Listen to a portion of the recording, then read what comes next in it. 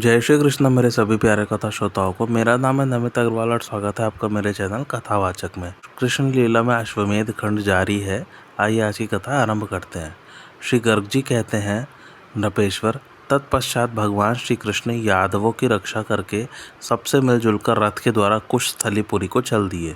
उनके चले जाने पर अनिरुद्ध ने अश्व का यत्नपूर्वक पूजन किया और विजय यात्रा के लिए पुनः उसे बंधन मुक्त कर दिया।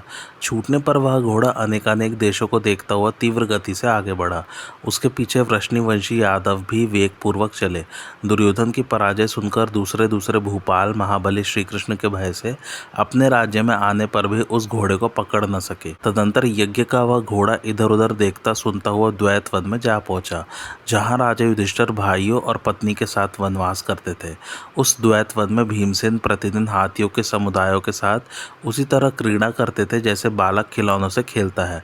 उन्होंने वहां उस घोड़े को देखा। उस वन में उस घोड़े को आया हुआ देख भयानक पराक्रमी भीमसेन ने उसका केश पकड़ लिया। भाल पत्र सहित उस अश्व को अनायास ही काबू में करके किसने इसे छोड़ा है, ऐसी बात कहते हुए वे उसे लेकर धीरे धीरे आश्रम की ओर चले। उसी समय उस वन में यज्ञ संबंधी अश्व का बड़े कष्ट से अवलोकन करते हुए अनिरुद्ध आदि समस्त यादव वहां आ पहुंचे। घोड़े को पकड़ा गया देख वे आपस में कहने लगे, अहो, यह वनेचर तो भीमसेन के समान दिखाई देता है। बड़ी बड़ी बाहें, अत्यंत पुष्ट शरीर, बहुत ऊंचा कद, लाल आंखें और महान गौरवर्ण, सब उन्हीं के समान है। यह कठिनाइयों को झेलने में समर्थ है। इसके सारे अंग में धूल लिपटी हुई है तथा इसने भीम की ही भांति गदा भी ले रखी है। परस्पर ऐसी बातें कहते हुए वे सब लोग फिर उस वनेचर से बोले, अरे भाई, तुम कौन हो? राजाधिराज के इस अश्व को लेकर कहाँ जाओगे? अतः शीघ्र इसे छोड़ दो, नहीं तो हम लोग तुम्हें बाड़ों से मारेंगे। उनकी यह बात सुनकर भीम ने घने जंगल में घोड़े को बांध दिया और 10,000 भार लोहे की बनी हुई अपनी भारी गदा लेकर वे उनके सामने गए। पराक्रमी भीम ने संग्राम में यादव सैनिकों को गदा से मारना आरंभ किया। भीम की चोट जिन पर पड़ गई वे सब यादव वहीं ढेर हो गए। उस वनेचर का पराक्रम देख अनिरुद्ध कुपित हो उठे।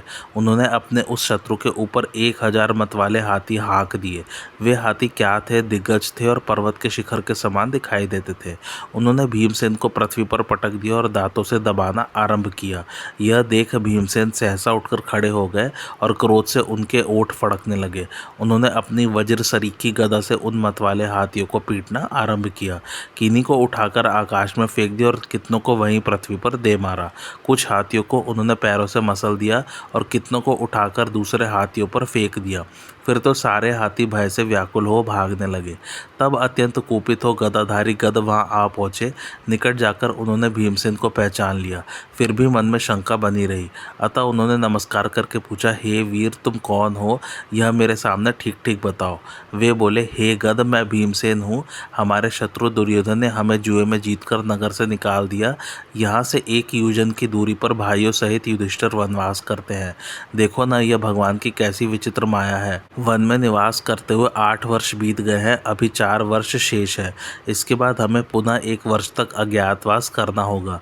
अर्जुन इंद्र के बुलाने से स्वर्गलोक में गए हैं। मैं नहीं जानता कि वे इस भूतल पर कब तक लौटेंगे। गद, तुम हमें यादवों का कुशल समाचार बताओ। यह किस राजा का घोड़ा है और तुम लोग किस लिए यहाँ आए हो? ऐसा कहकर भीमसेन दुर्योधन के दिए हुए क्लेशों को याद करके दुखी हो अश्रुधारा बहाते हुए रोने लगे। उनकी ये बातें सुनकर गद भी दुखी हो गए और भीम को आश्वासन देकर उन्होंने सारी बातें विस्तार पूर्वक कह सुनाई। वह सब सुनकर भीमसेन को बड़ी प्रसन्नता हुई और वे अनिरुद्ध आदि श्रेष्ठ यादव वीरों को साथ लेकर धर्मनंदन युधिष्ठिर के समीप गए। यादवों का आगमन सुनकर अजात शत्रु युधिष्ठिर को बड़ा हर्ष हुआ और वे नकुल आदि के साथ उनकी अगवानी के लिए आश्रम से बाहर निकले। समस्त यादवों ने उनके चरणों में प्रणाम किया और युधिष्ठिर ने उन्हें उत्तम आशीर्वाद दे बड़ी प्रसन्नता के साथ उन सबको द्वैतवन में ठहराया। राजा युधिष्ठिर ने सूर्यदेव की दी हुई बटलोई के प्रभाव से वहां आए हुए सब अतिथियों को यथा योग्य उनकी रुचि के अनुरूप भोजन दिया। वहां एक रात रहकर प्रातः काल प्रद्युम्न कुमार अनिरुद्ध पांडवों को यज्ञ का निमंत्रण दे घोड़े को मुक्त कराकर यादवों के साथ वहां से शीघ्र चल दिए और घोड़े के पीछे पीछे सारस्वत देशों में गए। बहुत से वीर विहीन देशों को छोड़कर वह अश्वराज इच्छानुसार विचरता हुआ कौंतलपुर में गया। उस नगर में चंद्रहास नामक वैष्णव राजा राज्य करता था, जो केरल देश के राजा का पुत्र था और कुलिंद ने उसका पालन किया था। वह भगवान श्री कृष्ण के प्रसाद से वहां राज्य करता था। भक्त चंद्रहास की कथा जैमिनी महाभारत में वर्णित है। नारद जी ने अर्जुन के सामने चंद्रहास के जीवन व्रत का विस्तार पूर्वक वर्णन किया था। उस कौंतलपुर में सब लोग श्री कृष्ण के भक्त होकर रहते थे। उस नगर में इधर उधर देखता हुआ वह घोड़ा राजभवन में जा पहुंचा, जहां राजा चंद्रहास चंद्रमा के समान शोभा पाता था। श्री गर्ग जी कहते हैं, राजन वहां आए हुए घोड़े को देखकर व्रजचंद्र श्री कृष्ण के दास राजा चंद्रहास ने उसे तत्काल पकड़ लिया और प्रसन्नता पूर्वक उसके भाल पत्र को पढ़ा। उस पत्र को पढ़कर उस महाभगवत भक्त नरेश ने कहा, अहो, बड़े सौभाग्य की बात है कि मैं आज भगवान श्री कृष्ण के पौत्र को अपने नेत्रों से देखूंगा। पता नहीं पूर्व काल में मेरे द्वारा कौन सा ऐसा पुण्य बन गया है जिससे मुझे श्री कृष्ण तुल्य यदुकुल तिलक अनिरुद्ध के दर्शन का अवसर मिल रहा है। मैंने आज तक माया से मानव शरीर धारण करने वाले भगवान श्री कृष्ण का दर्शन नहीं किया है। इसलिए मैं प्रद्युम्न कुमार के साथ द्वारका जाऊंगा और वहां श्री कृष्ण, बलराम, प्रद्युम्न तथा उन महाराजा उग्रसेन का भी दर्शन करूंगा जो भगवान श्री कृष्ण से भी पूजित है। ऐसा कहकर राजा चंद्रहास गंध, पुष्प, अक्षत आदि उपचार, दिव्य वस्त्र, दिव्य रत्न और उस घोड़े को भी साथ लेकर माला तिलक से सुशोभित समस्त पुरजनों सहित अनिरुद्ध का दर्शन करने के लिए नगर से बाहर निकला। गीत और बाजों की मंगलमयी ध्वनि के साथ राजा पैदल ही गया। नागरिकों सहित राजा को आया देख अनिरुद्ध को बड़ी प्रसन्नता हुई। वे मंत्री उद्धव जी से पूछने लगे, महामंत्री, यह कौन राजा है जो समस्त पुरवासियों के साथ हमसे मिलने के लिए आया है? आप इसका वृत्तांत हमें बताएं। उद्धव बोले, प्रद्युम्न कुमार, यह केरल के राजा का पुत्र चंद्रहास नामक नरेश है। इसके माता पिता बचपन में ही परलोकवासी हो गए, अतः कुलिंद ने इसका पालन किया है। यह बाल्यावस्था से ही भगवान श्री कृष्ण का भक्त है और उन्होंने ही इसकी रक्षा की है। दुष्ट बुद्धि वाले मंत्री की पुत्रों के साथ इसने विवाह किया है। कुंतल देश के राजा इसे अपना राज्य देकर वन में चले गए थे। उस राजा का वृत्तांत मैंने द्वारका में श्री कृष्ण के ही मुख से सुना था। उसे दर्शन देने के लिए भगवान श्री कृष्ण स्वयं यहाँ पधारेंगे। उद्धव की बात सुनकर यादव प्रवर अनिरुद्ध चकित हो गए। समस्त पुरवासियों से घिरे हुए राजा चंद्रहास ने अनिरुद्ध के निकट जाकर श्यामकर्ण घोड़ा दिया और प्रसन्नता पूर्वक बहुत धनराशि भी भेंट की। 50,000 हाथी, 1,00,000 रथ, 1 करोड़ घोड़े, 1,000 स्वर्ण मुद्राएं, 1,000 गवय, 1,000 शिबिकाएं, 10 लाख धेनु, 10,000 प्रत्यंचा, 1 करोड़ भर सोना, 4 करोड़ भर चांदी और 1 लाख आभूषण उस राजा ने माधव अनिरुद्ध को भेंट में दिए। चंद्रहास ने कहा, जो समस्त देवताओं में श्रेष्ठ श्री कृष्ण पौत्र लोकेश्वर, प्रद्युम्न पुत्र, यदुकुल तिलक तथा पूर्ण परमात्म देव है, उन अनिरुद्ध को बारंबार मेरा नमस्कार है। भक्त का यह वचन सुनकर प्रसन्न हुए प्रद्युम्न कुमार ने उसकी प्रशंसा करके उसे एक देदीप्यमान रत्नमाला अर्पित की। चंद्रहास ने अपने राज्य पर मंत्री को नियुक्त करके अपने नगर से यादवों के साथ जाने का विचार किया। वे समस्त श्रेष्ठ यादव उस नगर में एक रात रहकर प्रातःकाल चंद्रहास के साथ वहां से प्रस्थित हो गए। भाल पत्र से सुशोभित घोड़ा उनके आगे आगे चला और सैकड़ों भंवरों से व्याप्त सप्तवती के पास जा पहुंचा। वह नदी अपनी तरंगों से तटभूमि को तोड़ रही थी। उसका वेग बहुत प्रबल था और उसे पार करना सबके लिए कठिन था। उसके किनारे बहुत सी नौकाएं बंधी थी। उस नदी का दर्शन करके वीर प्रद्युम्न नंदन अनिरुद्ध ने 100 अक्षौहिणी सेना के साथ उसके पार जाने का विचार किया। अनिरुद्ध पहले सांब आदि से घिरकर हाथी पर सवार हुए और नाव छोड़कर उन्होंने नदी के जल में प्रवेश किया।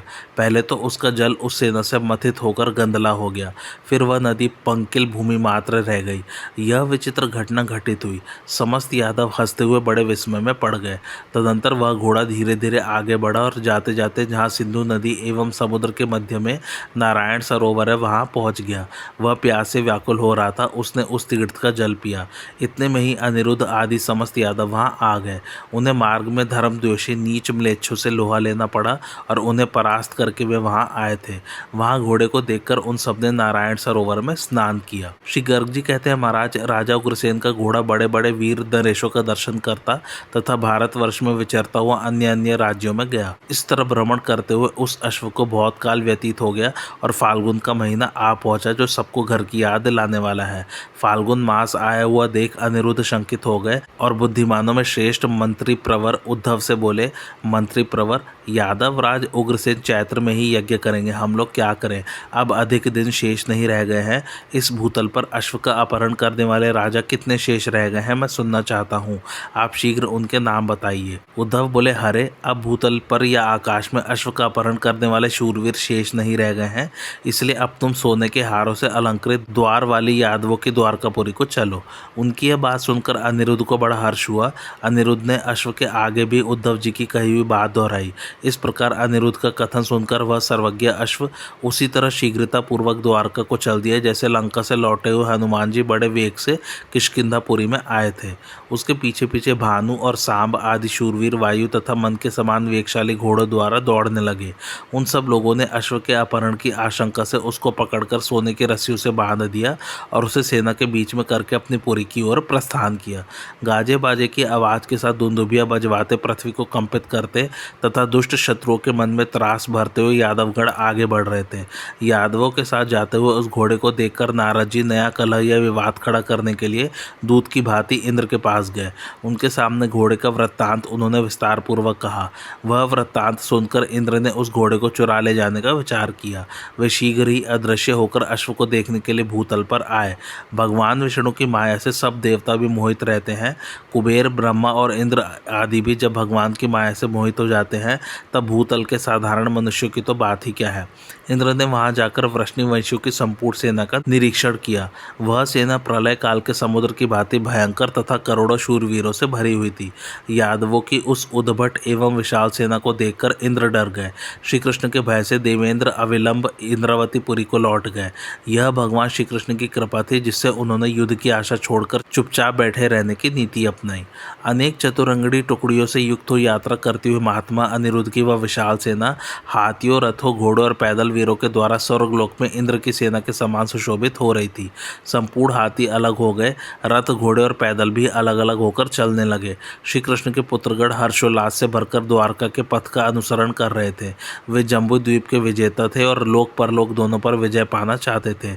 वे श्रेष्ठ यादव अग्रगामी वाहन श्यामकड़ अश्व को आगे करके भांति भांति के बाजे बजाते तथा नाच गान आदि उत्सव करते हुए जा रहे थे। सांब आदि श्री कृष्ण पुत्रों तथा इंद्रनील एवं चंद्रहास आदि सहस्त्रों भूपालों से विभूषित हो अनिरुद्ध ने आनर्त देश में प्रवेश करके सांब की अनुमति से उद्धव जी को द्वारका भेजा। अभी वह पुरी वहां से 2 योजन दूर थी। उनके द्वारा इस प्रकार प्रेरित हो उद्धव जी उन रुक्मवती कुमार अनिरुद्ध को नमस्कार करके शीघ्र ही एक शिबिका पर आरूढ़ हुए और हर्षपूर्वक पुरी की ओर चल दिए, जहां मुनियों से घिरे हुए महाराज उग्रसेन सभा मंडप से भूषित श्रेष्ठ पिंडारक क्षेत्र में निवास करते थे। जहां वसुदेव आदि, बलराम और श्री कृष्ण आदि तथा बलवान प्रद्युम्न आदि प्रतिदिन यज्ञ की रक्षा करते थे, वहां उद्धव जी राजसभा में गए। उन्होंने यादवेंद्र उग्रसेन को प्रणाम करके वसुदेव, बलराम, श्री कृष्ण तथा प्रद्युम्न आदि समस्त उत्तम यादवों को यथा योग्य प्रणाम किया और उनके सामने खड़े हो गए। उन्हें देखकर सबका मन प्रसन्न हो गया। फिर उनके पूछने पर उद्धव ने सब वृत्तांत कह सुनाया। उद्धव बोले, राजेंद्र, आपका श्यामकड़ अश्व निर्विघ्न लौट आया। अनिरुद्ध आदि श्रेष्ठ यादव भी कुशल पूर्वक आ गए हैं। गोविंद की कृपा से राजा इंद्रनील और हेमांगद आए हैं। स्त्री राज्य की साम्राज्ञी सुरूपा भी आ पहुंची हैं। भीषण सहित बक भी युद्ध में परास्त हुआ है। बिंदु और अनुशाल ये 2 वीर अपने अपने नगर से पधारे हैं। पांचजन्य नामक उपद्वीप में असुरों सहित बलबल को जीत लिया गया है। उस युद्ध में भगवान शंकर ने रुष्ट होकर अनिरुद्ध और सुनंदन का वध कर दिया था तथा और भी बहुत से यादव मार डाले थे, किंतु भगवान श्री कृष्ण ने वहां पहुंचकर समस्त यादवों को जीवन दान दिया। अतः यह ध्यान देने योग्य है कि श्री कृष्ण की कृपा से ही हम सब लोग सकुशल लौटे हैं। समस्त कौरव परास्त हो गए और भीष्म जी हमारे साथ ही यहाँ पधारे हैं। हमने द्वैत वन में दुख पीड़ित पांडवों को देखा और व्रज में श्री कृष्ण विरह से व्याकुल गोपगणों का भी दर्शन किया। जो बाल्यावस्था से ही भगवान श्री कृष्ण का भक्त है वह राजा चंद्रहास भी हमारे साथ यहाँ आया और भी बहुत से भूपाल आपके भय से यहाँ आए हैं। उद्धव जी के मुख से इस प्रकार श्री कृष्ण के गुणों का गान सुनकर यादवेश्वर उग्रसेन प्रेम से विवल हो कुछ बोल न सके। वे आनंद के महासागर में मग्न हो गए। उन्होंने उद्धव को मणिमय हार दिया, रत्न, वस्त्र, शिबिका, हाथी, घोड़े और रथ भी दिए। तब भगवान श्री कृष्ण ने शीघ्र ही उठकर हर्षोल्लास से पूरी तो भरी सभा में मित्र उद्धव से मिलकर उन्हें हृदय से लगा लिया। इसके बाद हर्ष से भरे हुए उग्रसेन ने गोविंद से कहा, श्री कृष्ण, तुम यादवों के साथ अनिरुद्ध को ले आने के लिए जाओ। श्री गर्ग जी कहते हैं, नरेश्वर, तदंतर उग्रसेन के आदेश से वसुदेव आदि समस्त श्रेष्ठ यादव विजय यात्रा से लौटे हुए अनिरुद्ध को लाने के लिए द्वारकापुरी से निकले। वे हाथी, घोड़ों, रथों और शिबिकाओं पर बैठे थे। उनके साथ बलदेव, श्री कृष्ण आदि, प्रद्युम्न आदि तथा उद्धव आदि हाथी पर आरूढ़ हो श्यामकड़ अश्व को देखने के लिए निकले। श्री कृष्ण और बलराम की माताएं, देवकी आदि नारियां विचित्र शिबिकाओं पर बैठकर नगर से निकली। भगवान श्री कृष्ण की जो रुक्मिणी और सत्यभामा आदि पटरानियां तथा 16,000 अन्य रानियां थी, वे सबकी सब शिबिकाओं पर आरूढ़ हो उन लोगों के साथ गईं। द्वारकापुरी ध्वजा पताकाओं से अलंकृत थी। उसकी सड़कों पर सुगंधित जल का छिड़काव किया गया था। पुरी का प्रत्येक भवन केले के खंभों और बंधनवारों से शोभित था। रत्नमय दीपों और भांति भांति के चंदोवों से द्वारकापुरी उद्दीप्त हो रही थी। इस तरह नगरी की शोभा सज्जा का अवलोकन करते हुए यादव शीघ्र उस स्थान पर जा पहुंचे जहां शामकड़ अश्व सहित अनिरुद्ध सेना से घिरे हुए विराजमान थे। उन गुरुजनों को आए देख अनिरुद्ध अपने रथ से उतर गए और यज्ञ संबंधी अश्व को आगे करके अन्य अन्य नरेशों के साथ पैदल ही चलने लगे। पहले उन्होंने यदुकुल के आचार्य गर्ग मुनि को नमस्कार किया। तत्पश्चात वसुदेव, बलराम, श्री कृष्ण और अपने पिता प्रद्युम्न को प्रणाम करके वह अश्व उन्हें अर्पित कर दिया। उन सब लोगों ने प्रसन्न होकर प्रेमपूर्ण हृदय से अनिरुद्ध को शुभ आशीर्वाद दिया और कहा, वत्स, तुमने बड़ा अच्छा किया कि समस्त शत्रु नरेशों को जीतकर यज्ञ संबंधी अश्व को 1 वर्ष के भीतर यहाँ वापस ला दिया। उन सबका यह वचन सुनकर अनिरुद्ध मेरी ओर देखते हुए बोले, विप्रवर, आपकी कृपा से ही मार्ग मार्ग में और प्रत्येक युद्ध में बहुत से शत्रुओं द्वारा पकड़ा जाने पर भी यह अश्व उनसे छुड़ा लिया गया है। गुरु के अनुग्रह से ही मनुष्य सुखी होता है, इसलिए अपनी शक्ति के अनुसार विधि पूर्वक गुरुदेव का पूजन करना चाहिए। इसके बाद अन्य सब भूपाल बलराम और श्री कृष्ण के समीप आए तथा सब लोगों ने प्रसन्न एवं प्रेममग्न होकर अलग अलग बारी बारी से उनके चरणों में प्रणाम किया। उन समस्त भूपालों को नतमस्तक देख बलराम सहित श्री कृष्ण ने चंद्रहास, भीष्म, बिंदु, अनुशाल्व, हेमांगद और इंद्रनील आदि सबको बड़े हर्ष के साथ हृदय से लगाया। अतः श्री कृष्ण भक्त से बढ़कर दूसरा कोई इस भूतल पर नहीं है। तदंतर उस यात्रा से विजयी होकर लौटे हुए अनिरुद्ध को हाथी पर बिठाकर वसुदेव जी समस्त यादवों तथा मुदित पुत्र पौत्रों के साथ प्रसन्नता पूर्वक कुशस्थलीपुरी में गए। उस समय देवांगनाएं उन सबके ऊपर फूलों और मकरंदों की वर्षा करने लगी तथा हाथियों पर बैठी हुई कुमारियों ने खीलों और मोतियों की वृष्टि की। सब राजा यादवों के उस देव दुर्लभ वैभव को देखकर आश्चर्यचकित हो अपने अपने वैभव की निंदा करने लगे। उन्होंने यज्ञ स्थल को भी देखा जो घी की सुगंध से भरे धूम जाल तथा ब्राह्मणों के मंत्र घोष से व्याप्त था। फिर वहां असीपत्र व्रतधारी यतुगुल तिलक महाराज उग्रसेन को भी उन्होंने देखा, जो देवराज इंद्र के समान तेजस्वी, जितेंद्रिय, हृष्ट पुष्ट और दीप्तिमान थे। वे कुशासन पर बैठे बड़े सुंदर लग रहे थे। उन्होंने नियम निर्वाह के लिए आभूषण उतार दिए थे, हाथ में मृग का श्रृंग ले रखा था और अपनी रानी के साथ मृगशाला पर ही वे विराजमान थे जो उक्त कुशासन के ऊपर बिछा था। महाराज उग्रसेन घृत, गंध और अक्षत आदि से यज्ञ मंडप में अग्नि की पूजा कर रहे थे। उनके साथ ऋषि मुनि बैठे थे और उनके नेत्र धुआं लगने के कारण लाल हो गए थे। अनिरुद्ध आदि यादवों ने वाहनों से उतरकर यज्ञ संबंधी अश्व को आगे करके बड़ी प्रसन्नता के साथ महाराज को पृथक पृथक प्रणाम किया। इसके बाद यादवराज श्री उग्रसेन ने उन समस्त नरेशों और यादवों का अपनी शक्ति के अनुसार यथा योग्य सम्मान किया। तत्पश्चात अनिरुद्ध ने शीघ्रता पूर्वक नमस्कार करके दोनों हाथ जोड़कर सबके सुनते हुए उन जम्बू द्वीप के स्वामी महाराज उग्रसेन से कहा, महाराज, इनकी ओर देखिए। ये नरपतियों में शेष राजा इंद्रनील बड़े प्रेम से आपके चरणों में पड़े हैं। आप देवता की भांति इन्हें उठाइए। हेमांगद, अनुशाल, बिंदु, श्री चंद्रहास तथा ये देवव्रत भीष्म जी भी आपके समीप आए हैं। आप इन पर दृष्टिपात कीजिए। ये मेरे रक्षक जाम्बवती नंदन सांब पधारे हैं, इनकी ओर देखिए। श्री रुद्रदेव ने इनको और मुझको भी मार डाला था, किंतु परमात्मा श्री कृष्ण ने हमें जीवन दान दिया। इसी तरह रुद्र द्वारा मारे गए और श्री कृष्ण कृपा से जीवित हुए इन सुनंदन पर भी दृष्टिपात कीजिए और अन्य समस्त यादवों को भी देखिए जो श्री कृष्ण कृपा से ही यहाँ लौटकर आए हैं। निर्विघ्न लौटे हुए इस यज्ञ के घोड़े को ग्रहण कीजिए तथा आपने युद्ध के लिए जो तलवार दी थी उसको भी ले लीजिए। आपको नमस्कार है। अनिरुद्ध का यह वचन सुनकर यादवराज उग्रसेन बड़े प्रसन्न हुए। उन्होंने उनकी प्रशंसा करके अन्य अन्य नरेशों को भी यथा योग्य आशीर्वाद दिया। फिर समस्त नरेशों का पूजन करके वे देवव्रत भीष्म से बोले, भीष्म जी, आइए और मेरे साथ हृदय से हृदय लगाकर मिलिए।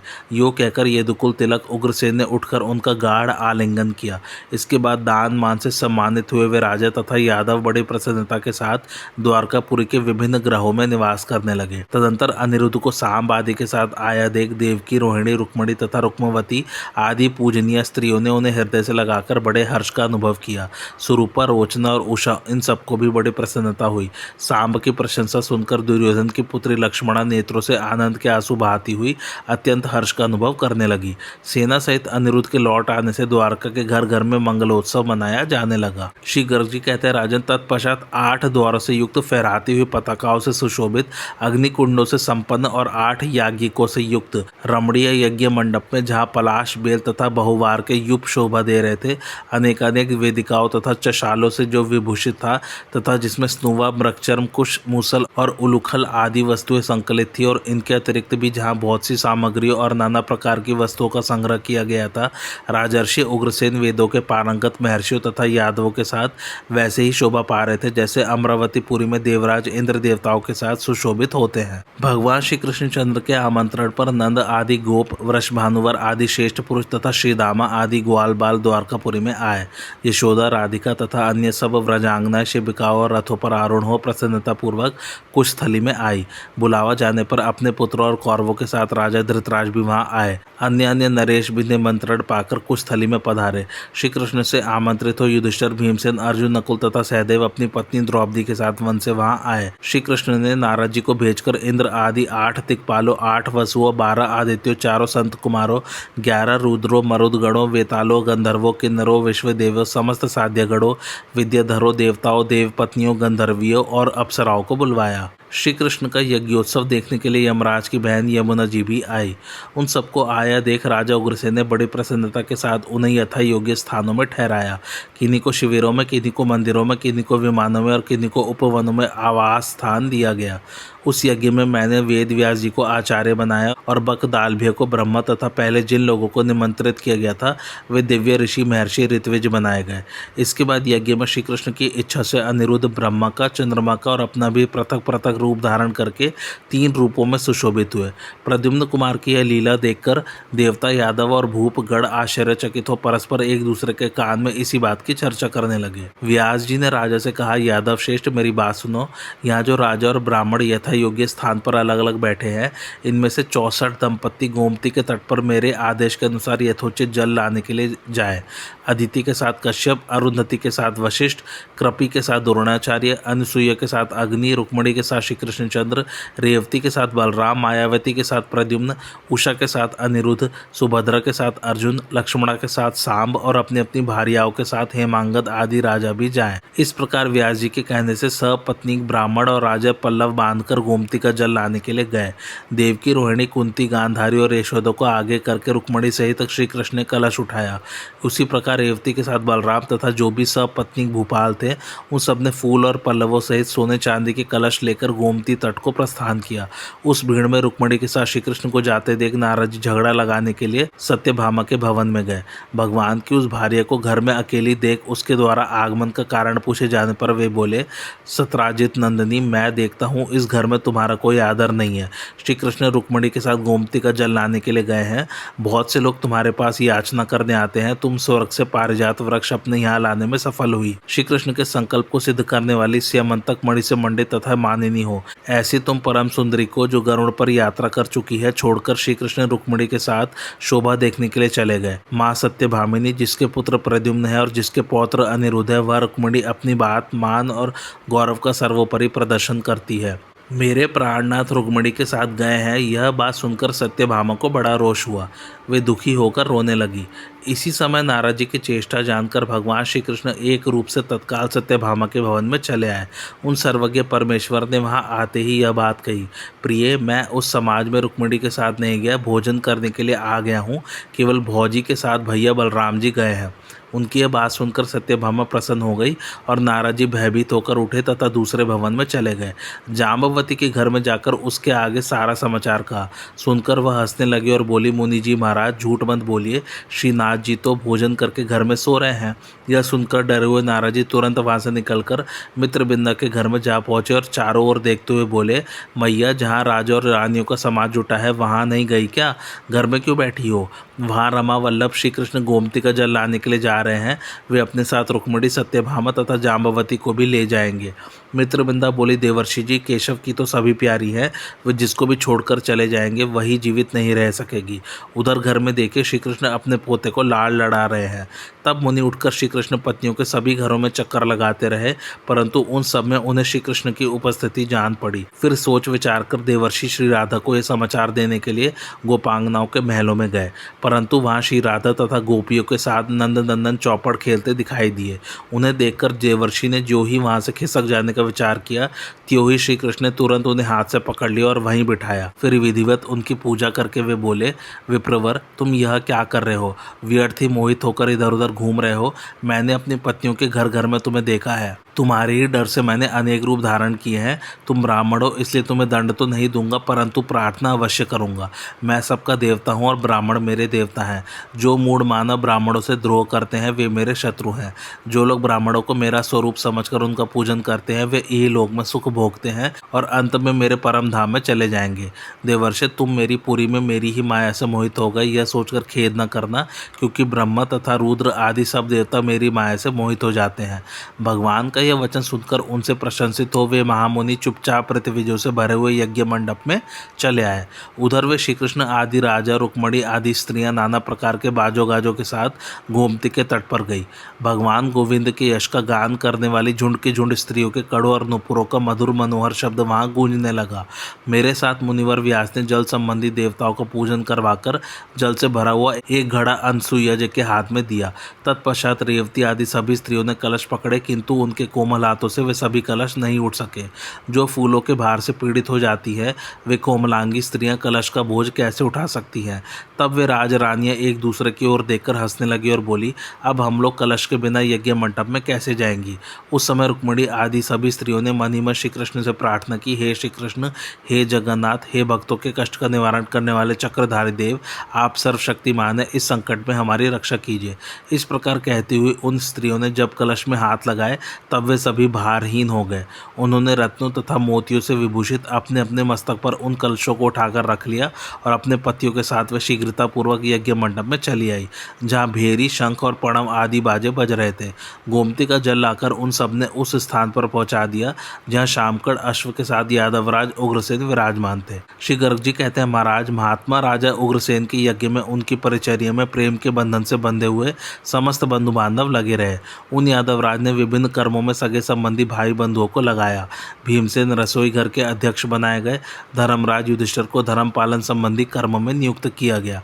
राजा ने सत्पुरुषों की सेवा शुश्रूषा में अर्जुन को, विभिन्न द्रव्यों को प्रस्तुत करने में नकुल को, पूजन कर्म में सहदेव को और धनाध्यक्ष के स्थान में दुर्योधन को नियुक्त किया। दान कर्म में दानी कर्ण को, परोसने के कार्य में द्रौपदी को तथा रक्षा के कार्य में श्री कृष्ण के 18 महारथी पुत्रों को लगाया। तत्पश्चात भूपाल ने युयुधान, विकर्ण, हृदिक, विदुर, अक्रूर और उद्धव को भी अनेक कर्मों में लगाकर श्री कृष्ण से पूछा, देव, आप कौन सा कार्य अपने हाथ में लेंगे। उनकी बात सुनकर श्री कृष्ण ने कहा, राजन, मैं तो ब्राह्मणों के चरण पखारने का कार्य करूंगा। इंद्रप्रस्थ में भी मैंने यही काम किया था।